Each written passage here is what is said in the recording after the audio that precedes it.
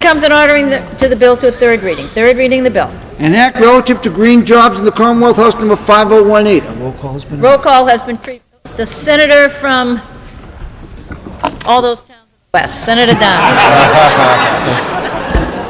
Madam President, and I know that my colleague from all those towns in the center and west announced that he had 29 communities and actually more zip codes than I have communities, which is quite a feat. But yes, the 48 communities of Berkshire, Hampshire, and Franklin County.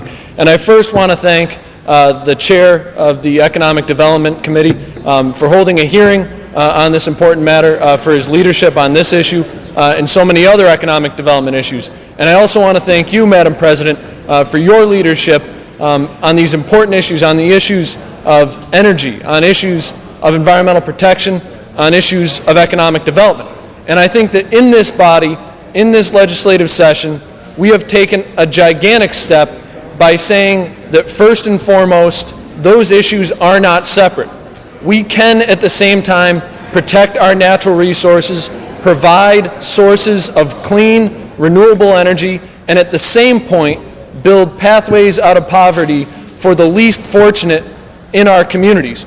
We can, at the same time, solve the issues that my colleague from Taunton talked about so eloquently earlier when it comes to global warming, and at the same point, solve two long forgotten issues of economic justice and fairness.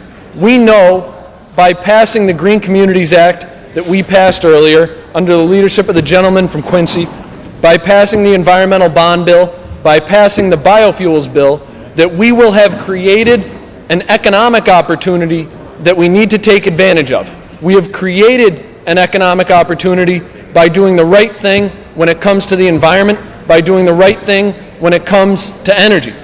And as my colleague from the western part of the state, from Holyoke, said earlier, he said that global warming is all about the panda bears. And while some may think first and foremost about the panda bears, I have to admit, I don't.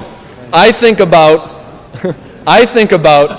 the over 450 mill workers in the 3 paper mills that closed in southern Berkshire County, because we have, as he cited, the highest electricity costs in the nation.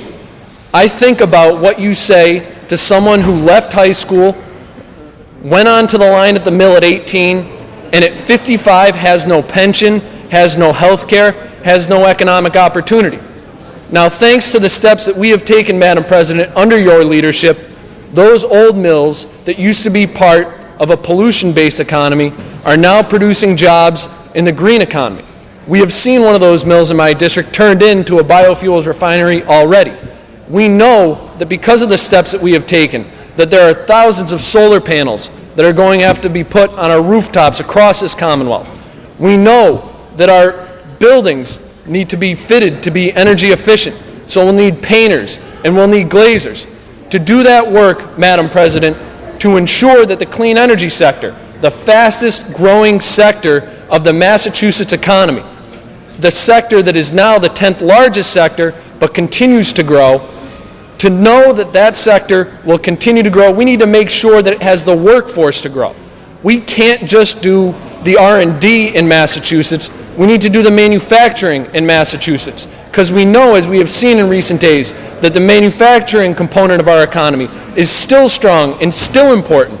So it needs to be tied together. We need to have not just any type of manufacturing, but we need to have manufacturing that's at the core of this clean energy economy, that's building those solar panels, that's building geothermal units. We can do that in Massachusetts, and at the same time ensure those who are hit the hardest by rising electricity costs, those who are hit the hardest by rising heating oil costs, have self-sufficiency, that they don't have to come to us year in and year out and rely on us.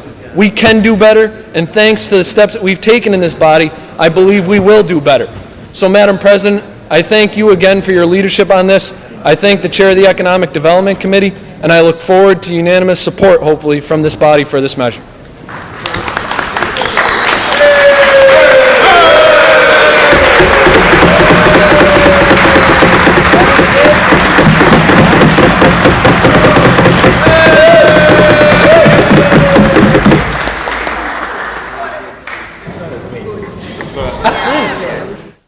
But it is not his maiden speech.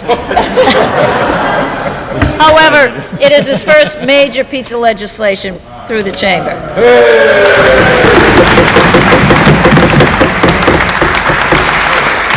The chair will bring us to the pairs and the clerk will call the roll.